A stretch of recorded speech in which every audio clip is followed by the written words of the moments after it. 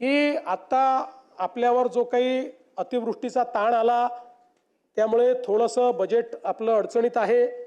या सगळ्या गोष्टी असल्या तरी शेतकऱ्यांना कर्जमाफी द्यायची या संदर्भात आपण निर्णय हा घोषित केलेला आहे। त्या संदर्भात एक समिती आपण तयार केली आहे की कुठल्याही परिस्थितीत कर्जमाफीचा फायदा हा शेतकऱ्याला झाला पाहिजे, तो बँकांना होऊ नये। आणि कर्जमाफी झाल्यानंतर आपण बघा आता एक प्रकारे ही परिस्थिती पण कुठेतरी विचारणीय आहे की आपण 17ला कर्जमाफी केली, आपण 20ला कर्जमाफी केली, तरीही आपला शेतकरी हा आज कर्जमाफी मागतोय। याचा अर्थ कुठेतरी आपल्या नियोजनात अडचण आहे, आपल्या कर्जमाफीतही आणि आपल्या एकूण शेतकऱ्याच्या परिस्थितीतही आहे।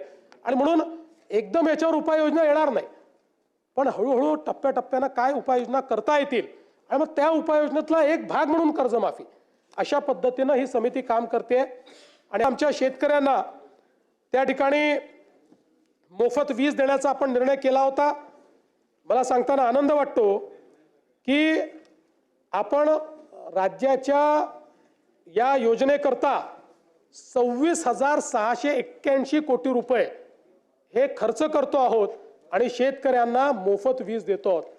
म्हणजे जे 26,000 कोटी रुपये हे कदाचित त्यातले सगळे नाही पण पोर्शन हा शेतकऱ्यांकडून आपण घेतला असता, आज त्यांना मोफत वीज मिळते आहे आणि त्याकरता राज्य सरकारने पुढाकार घेतलाय। आमच्या शेतकऱ्यांना त्या ठिकाणी मोफत वीज देण्याचा आपण निर्णय केला होता। मला सांगताना आनंद वाटतो की आपण राज्याच्या या योजनेकरता 26,681 कोटी रुपये हे खर्च करतो आहोत आणि शेतकऱ्यांना मोफत वीज देतो आहोत। म्हणजे जे 26,000 कोटी रुपये हे कदाचित त्यातले सगळे नाही पण पोर्शन हा शेतकऱ्यांकडून आपण घेतला असता, आज त्यांना मोफत वीज मिळते आहे आणि त्याकरता राज्य सरकारने पुढाकार घेतला। भविष्यात शेतकऱ्यांना आपल्याला कर्जाच्या विळख्यातनं बाहेर कसं ठेवता येईल किंवा थकीत कर्जात तो जाणार नाही याकरता काय उपाययोजना करता येतील या सगळ्या बाबींवर निर्णय करेल। त्या संदर्भात आम्ही असा निर्णय आज केला आहे की एप्रिल महिन्याच्या पहिल्या आठवड्यात या कमिटीने आपलं कामकाज पूर्ण करावं आणि आम्हाला या संदर्भातला एक अहवाल द्यावा आणि या अहवालावर कर्जमाफीच्या संदर्भातला जो निर्णय आम्हाला करायचा आहे तो 3 महिन्यात म्हणजे 30 जून 2026 पूर्वी करण्याचा आम्ही निर्णय केलेला आहे। त्यामुळे आता सगळे टप्पे आम्ही या ठिकाणी ठरवलेले आहेत।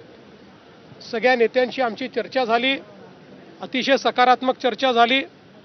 त्या चर्चेमध्ये तात्काळ शेतकऱ्यांना जे त्यांच्या खात्यात पैसे दिले पाहिजे त्याची सगळी तरतूद आम्ही केलेली आहे आणि ते पैसे आता शेतकऱ्याच्या खात्यामध्ये जाणं सुरू झालेलं आहे। जवळपास आज आम्ही अंदाज घेतला तर जवळपास 8,500 कोटी रुपये रिलीज झाले आहेत। त्यातले 6,000 कोटी प्रत्यक्ष खात्यामध्ये गेले आहेत आणि पुढच्या 2 दिवसात उरलेले पैसे जाणार आहेत। अजून 11,000 कोटी रुपये हे काल आम्ही जे कॅबिनेटला परवा मान्य केले तेही आता येत्या 2 ते 3 दिवसात रिलीज होणार आहेत आणि तेही शेतकऱ्यांच्या खात्यामध्ये जातील आणि अजून 1,500 कोटीची आम्ही प्रोव्हिजन केलेली आहे। त्यामुळे आत्ता शेतकऱ्यांच्या खात्यामध्ये पैसे जाणं हे महत्त्वाचं आहे, ते आम्ही जाणं सुरू केलेलं आहे आणि माझा अंदाज आहे की पुढच्या 15 ते 20 दिवसात 90% शेतकऱ्यांच्या खात्यात हे पैसे पोचून जातील। 10% कदाचित अनेक वेळा आम्हाला अनुभव आहे, खात्याच्या अडचणी असतात त्या जाऊन सोडवाव्या लागतात, मल्टिपल खाती असतात, अशा प्रकारच्या गोष्टी असतात। त्यामुळे तेही आम्ही त्यांचंही जे बाकी 10% आहेत त्यांचंही आम्ही त्या ठिकाणी पूर्ण करू आणि फॉर्च्युनेटली याला ही मदत त्यांच्या खात्यामध्ये जाऊ शकते। त्यामुळे आम्ही त्यांना समजावून सांगितलं की पहिल्यांदा ही मदत देणं हे महत्त्वाचं आहे, त्यामुळे ती मदत आम्ही देऊ आणि मग ही जी काही कमिटी आम्ही केलेली आहे या कमिटीचा रिपोर्ट घेऊन त्याच्या आधारावर आम्ही ही कर्जमाफी करू आणि त्याला त्यांनीही सकारात्मक अशा प्रकारची भूमिका त्याच्यावर घेतलेली आहे।